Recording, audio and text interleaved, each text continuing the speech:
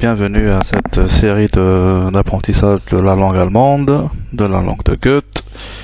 Et on va commencer par le commencement. Donc, souvent les gens ont l'impression que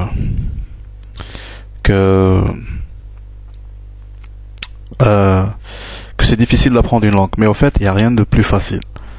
Et nous allons le voir. Donc, étape par étape, on va s'attaquer à la langue de Goethe. On va commencer par l'alphabet. Voilà. Donc, l'alphabet, c'est très simple. C'est la même alphabet que le français. Il y a juste une lettre de plus. C'est ça. C'est même pas une lettre, en fait. C'est une option dans l'alphabet allemand. C'est un double S. Donc c'est juste un truc de style, au fait. Il y a des mots qui s'écrivent avec ça, comme le mot Straße, qui veut dire street, qui veut dire rue. Donc voilà, on peut l'écrire comme ça, avec S.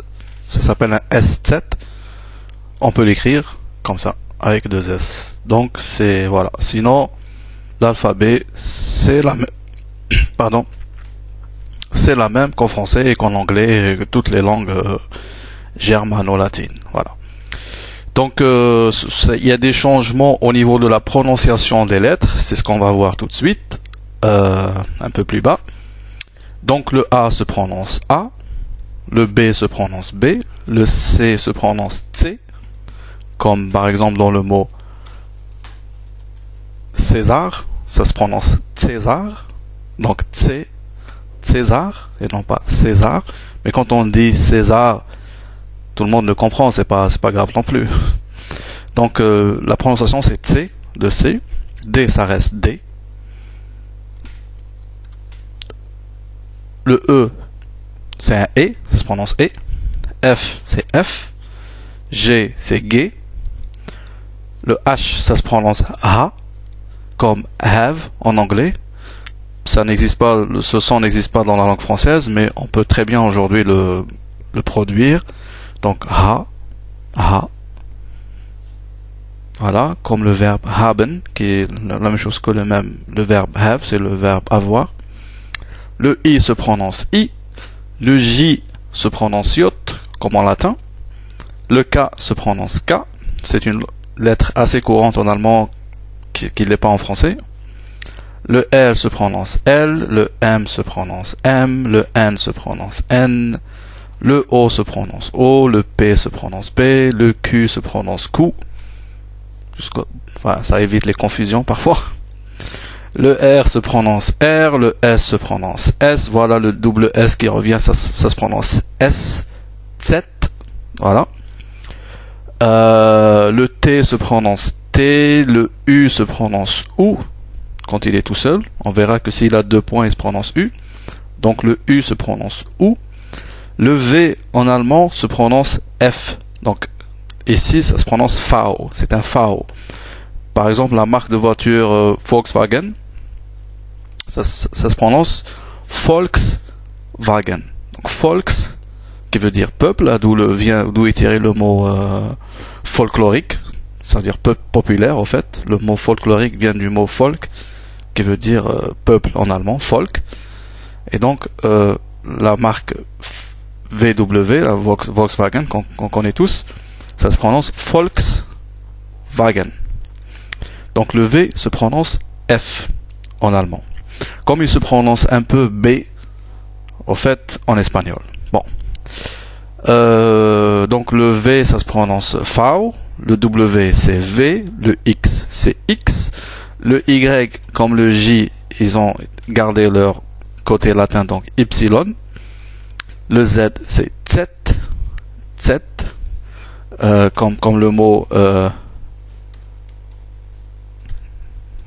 Zeit. Zeit, qui veut dire temps. Le temps. Die Zeit. Donc Zeit. Hein, comme Z. Z. C. Il y a ce son C qui vient avant. Donc voilà pour la prononciation des lettres. À mon avis, c'est pas compliqué du tout. Il y a 2-3 choses qui diffèrent. Par exemple, le V qui se prononce F, donc V. Donc par exemple, comme on a dit, le mot folk, ça s'écrit avec un V, mais ça se prononce folk, peuple, comme Volkswagen. Et voilà. Les accents en allemand existent, comme en français, sur les voyelles.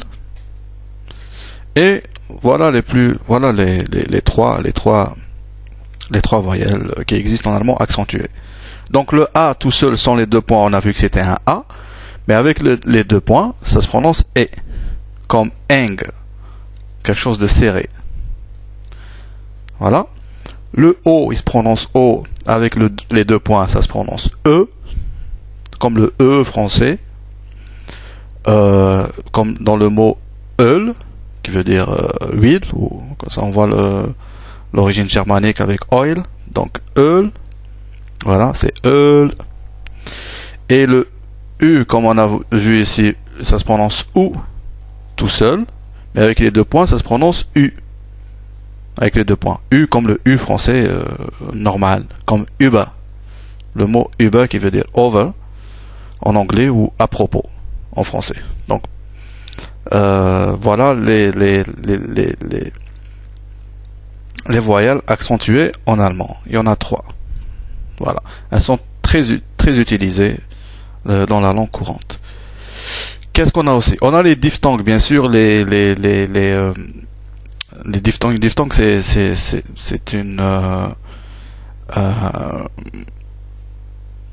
c'est un jeu de voyelles. C'est deux voyelles, l'une à côté de l'autre, qui, comme le mot français, par exemple, boîte, pour dire boîte, avec le O et le O à côté du I, ils forment le mot wa.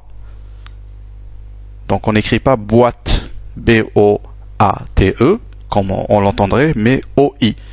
Donc le mot boîte et le O-I, ça, voilà ce que c'est qu'une diphtongue. Donc les diphtongues en allemand, il y en a quelques-unes, voilà les plus courantes. Il ne reste pas beaucoup, il reste 2 ou 3, peut-être que j'ai oublié, mais bon, c'est les plus importantes. On a le E et le U, à côté, ça se prononce oi, comme dans le mot neu, qui veut dire nouveau, ou new en anglais. Donc neu, voilà, le E à côté du U, ça se prononce neu. Le I à côté du E, ça se prononce I, donc plusieurs I. Comme fil, beaucoup. Vous voyez que le V ici, c'est un V, mais il se prononce F. Donc fil, ce qui veut dire beaucoup. Viele Leute, beaucoup de gens. Donc fil, voilà la diphtongue, c'est beaucoup. Le A à côté du U se prononce au, comme dans le mot raus. Le téléphone qui sonne. Pardon. Donc, il se prononce au comme dans le mot raus. Au. C'est aussi une onomatopée pour dire aïe, parce que les Allemands ne disent pas aïe, les Anglais non plus, ils disent ouch. Les Allemands disent au quand on a mal, quand on se fait mal quelque part. Donc, on ne dit pas aïe, on dit au, comme ici, au. Donc, raus, ce qui veut dire dehors. C'est un mot très connu d'ailleurs. Le CH, c'est aussi une combinaison. C'est incroyable ce truc. C'est aussi une composition très connue. Ça se prononce ch comme ich dans le pronom je, et ça se prononce ch, c'est notre son en allemand, vocal, mais on peut le prononcer en français comme dans le mot prémisse. Donc la prononciation du R dans le mot prémisse nous fait en fait sortir ce son ch, comme dans le verbe machen. Hein? Dans le verbe machen, c'est le verbe faire. Le son, c'est juste comme le R qu'on prononce en français dans le mot prémisse. Voilà, ou prendre, prémisse. C'est ça, c'est ce son-là, pr. Donc voilà, je crois que les 10 minutes sont terminées. Vite fait, alors toutes les lettres sont prononcées en allemand. C'est-à-dire, on n'évite pas des lettres. Quand vous voyez un mot, tout se prononce.